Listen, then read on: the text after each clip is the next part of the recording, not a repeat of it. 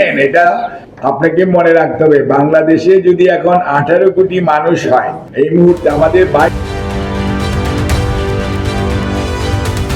আগামী 2 বছরের মধ্যে দেশের প্রায় 2 থেকে 2.5 কোটি পরিবার ফ্যামিলি কার্ডের আওতায় আসবে বলে জানিয়েছেন সমাজ কল্যাণ এবং মহিলা শিশু বিষয়ক মন্ত্রী ডাক্তার AZM জাহিদ হোসেন।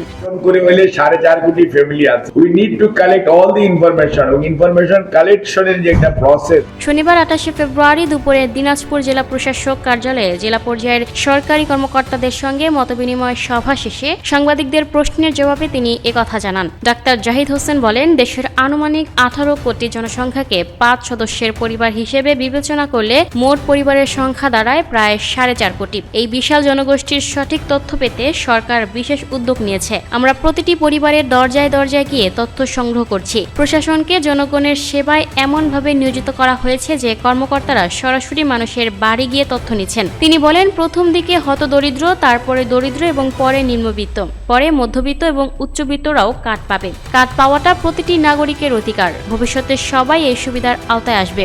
দিনাজপুর জেলার উন্নয়ন প্রসঙ্গে মন্ত্রী বলেন, এই অঞ্চলের অগ্রগতিতে বেগম খালেদা জিয়ার পরিবারের গুরুত্বপূর্ণ অবদান রয়েছে। প্রধানমন্ত্রী তারেক রহমানের দিনাজপুরের প্রতি বিশেষ টান রয়েছে এবং যে কোনো সময় তিনি এই জেলা সফরে আসতে পারেন। দিনাজপুরের নবাবগঞ্জে 7 বছরের এক শিশুকে হত্যার ঘটনায় তীব্র নিন্দা ও শোক প্রকাশ করেন মন্ত্রী। তিনি বলেন, এই নৃশংস ঘটনার প্রেক্ষিতে প্রয়োজনীয় আইনি পদক্ষেপ গ্রহণ করা হচ্ছে এবং অপরাধীদের ছাড় দেওয়া হবে না। এই কার্ড পাওয়াটা হচ্ছে it is your rights and privilege. Lucky Akter, people voice television, Dhaka. রাষ্ট্র সেটাকে অ্যাকনলেজ করে এবং রেসপেক্ট করে। ধন্যবাদ।